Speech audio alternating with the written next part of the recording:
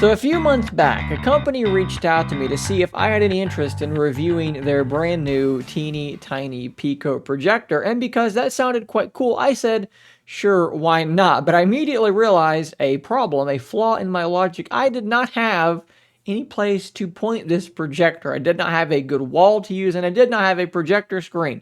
So I went on Amazon and I bought a 100-inch projector screen, and I hung this thing in the living room to use in order to review this device. Now, once this was done, there I was with this large projector screen in my living room, and nary a good option to use it for anything. So I did a little bit of research, probably not as much research as I should have done, and I rolled up on this guy here, the Nebula 1080p video projector, and I did in fact purchase not only this, but also the Anker Nebula Cosmos projector stand.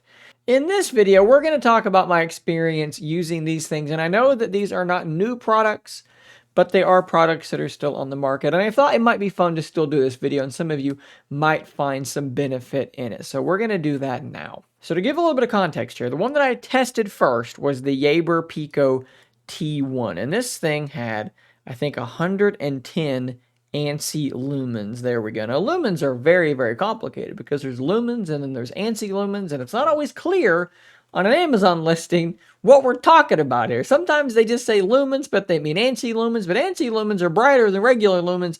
It's all very, very confusing. So I tested this thing. There was 110 ANSI lumens, and in like bright lighting in my house, you can barely see that this thing was actually on. Now, when I shut off all of the lights, it obviously was a whole lot better, but I had to have pretty much all of my lights shut off for this thing to be useful. So I knew that this was not good enough for me. There are also other problems with it. You can see my review of it to be more specific. There are issues with it that I did not like. So this was out the window. I wanted something a bit better. So then I actually borrowed one that my mom had because I wanted to kind of see what I could expect here. I borrowed her Anker Nebula Mars 2. Now, this was not the Mars 2 Pro. It was just the standard Mars 2. I think it's actually discontinued now. But at any rate, it looked a lot like this, but I think it was only like 300 ANSI lumens, not 500. And it was a good step forward towards being usable in not, actually having all of my lights shut off to be usable. So I knew that I needed more than that, but I knew that I was getting close. That's when I came across this thing, the Nebula, which has this big wraparound speaker, and it's 900 ANSI lumens, which again, I know that there are much brighter projectors. We're going to talk about that later, but I saw it. I saw that it ran Android TV, which was a big selling point for me. We're going to talk about that too, because it's not actually nearly as good as I was hoping that it would be. It's not actually all that useful. You can see here that 900 ANSI lumens is the same as 2150 normal lumens. As I said, very, very confusing. So I went ahead and I bought this thing for $699. And some of you will probably already be saying, if you're like projector people, Shane, there are better options for that price, brighter projectors for that price. And you are absolutely right. However, the speaker was a big thing for me. Android TV was a big thing for me. And I knew I was going to hang it from my ceiling. So I bought this thing here. Screw it into your ceiling, screw it into the thing, plug it into the wall, and you're done. And when you're all said and done, this is what this looks like. I know that I do have some cable management that I need to continue to improve a little bit, but this is what this thing looks like actually mounted up. Let's zoom in here and you can see I actually wound up not using the screws that they had. They came with these very strange screws that had anchors in them, and honestly, I just could not use them. And I've saw plenty of reviews of people saying that they were terrible.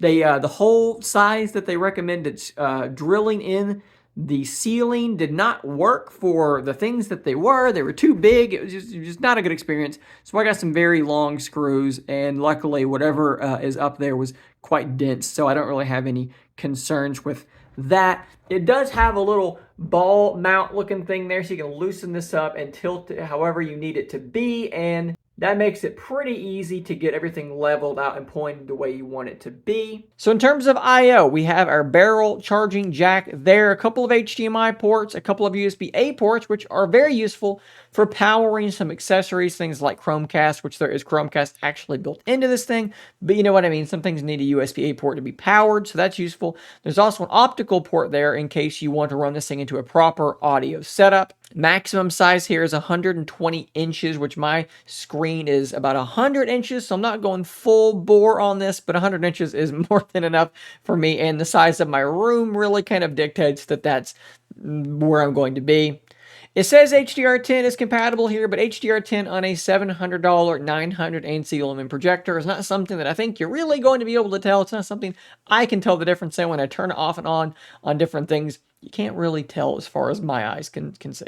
But I will say, all in all, in terms of just a piece of hardware, it does feel and look very, very nice. I like the fact that it's just hanging from the ceiling. It's out of the way. It's honestly easy to just kind of ignore and forget is there, as is my projector screen, which is, again, mounted way up above the TV, and it pulls down in front of it. And I'll show you that here in just a moment.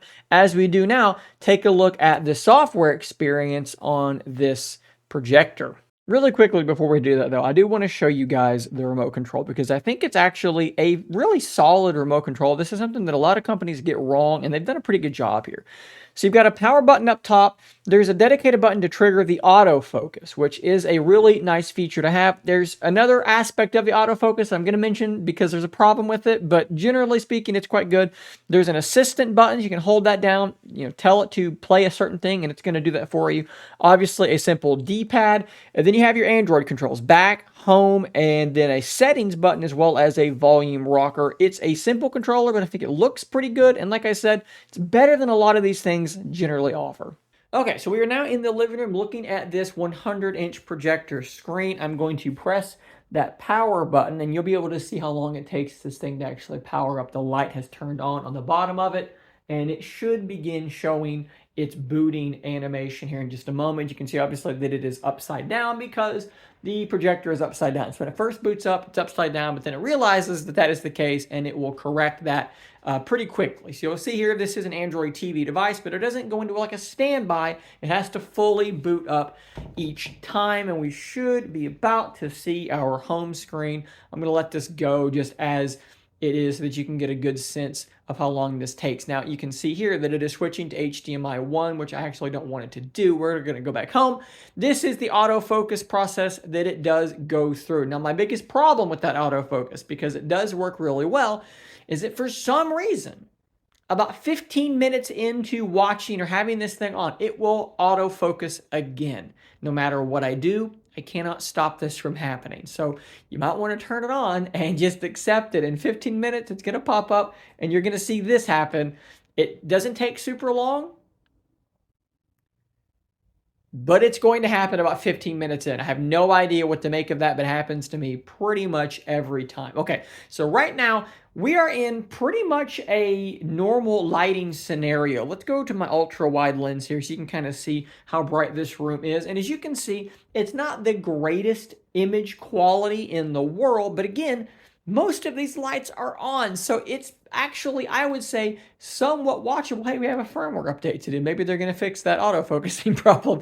If that's the case, I'll let you know in some text or something on the screen. We'll run that here in just a little bit. Like I was saying, though, even with all these lights on, it's really not too bad. This thing is more than bright enough for me. Let's jump into YouTube here.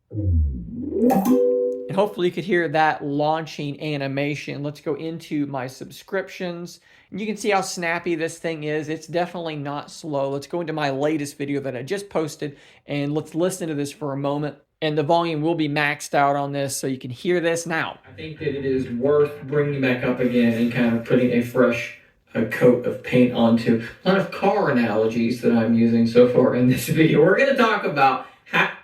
Okay, so I think you can tell from that this thing actually has a very loud speaker. It is more than loud enough for this small room. And the cool thing about it is that when you're sitting on the couch in front of this, the sound kind of bounces off the projector screen and sounds like it's coming back at you from the front. Because it has that 360 sound coming out from all around the device, the walls, the projector screen, it actually does a decent job. Now, this is not a substitute for a proper audio setup, but it's good enough for me. Let's go back to the home screen here and look at what we have here. You're going to notice one thing that is missing from my favorite apps, and that is Netflix.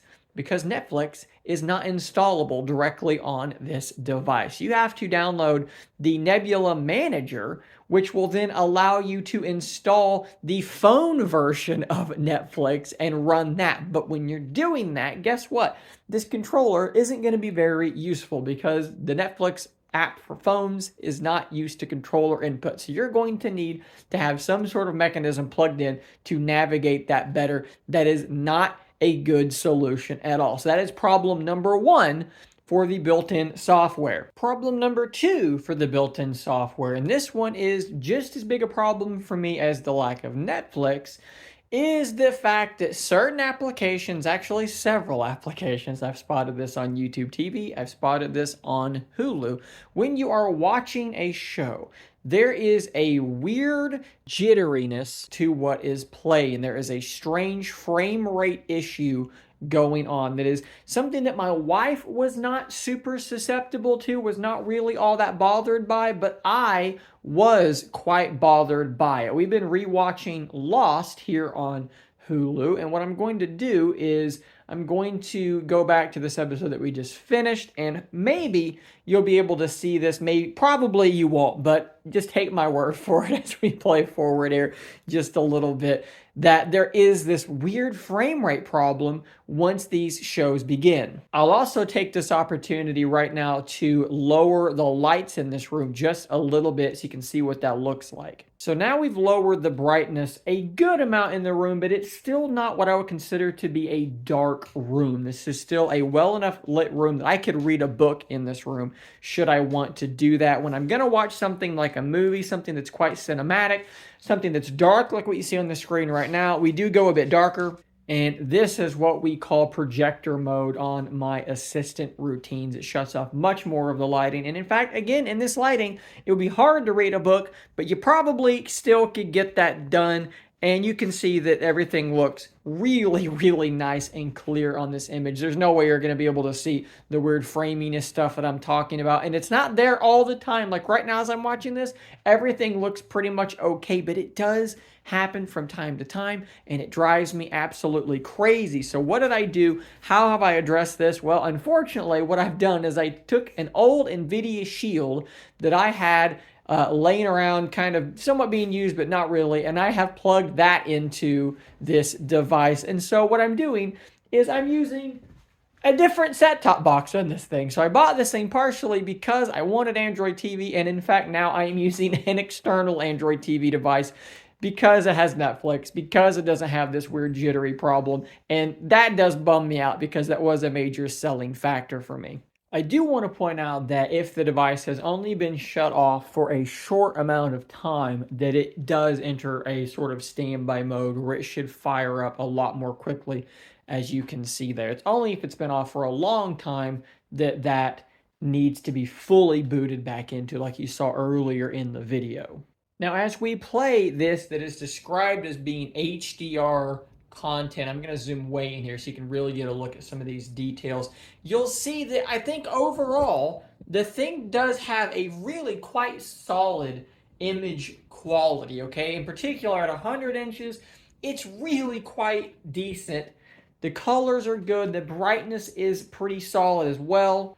Honestly, the picture quality I am very, very happy with. However, like with any projector, the brighter sorts of things like this are going to be a place where it's going to just be stronger, right? Content that is dark is going to be a problem for these things unless you're willing to be in the dark yourself, to really sit in a dark room that I'm frankly just not willing to do. In fact, if I zoom out here, let me step in front of this and maybe you can see a bit more clearly how not dark this room actually is. This is still not a pitch black room, but that is something that was very, very important to me because in my mind, I'm thinking, let's have people over to watch football and sporting events, and I don't want to ask everybody to sit in a pitch dark room to do this. And I think that this projector, in terms of image quality and brightness, is more than enough for me. The only time that the brightness struggles for me is when I am in that room as dark as you just saw, and we're watching something that is very cinematic, and they're showing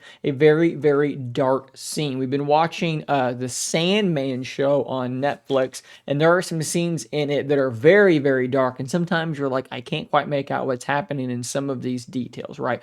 That is pretty much the only time that that happens. But again, I still have lights on in the room because I don't want to sit in a pitch black room. That is the only time I really have any trouble. And when I'm watching football, I'm watching MMA events, I'm watching normal things like that, I can have most of my lights on in that room, no problem at all. To kind of put all this in a nice, neat bow, I do think the picture quality is very good. I think that the audio quality is more than good enough as well. It doesn't sound as good as my sound bar and my sub behind the couch as well, but I don't have a good way to run the audio in to that. I could Bluetooth it over, but then there's that Bluetooth delay that I don't like. It is good enough for what I use it for, even for watching a movie or a more cinematic show.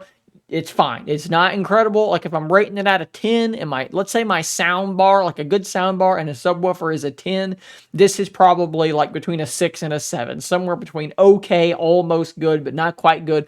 It's fine though for me. Overall, I do really, really like it. The flaws for me are easy enough for me to cover up. Now, if you bought this thing and you're having the same problems as me with the Android OS operating system, it's jittery when you're watching something and you don't have another box, you're gonna have to go to the store and buy a thing to plug into it.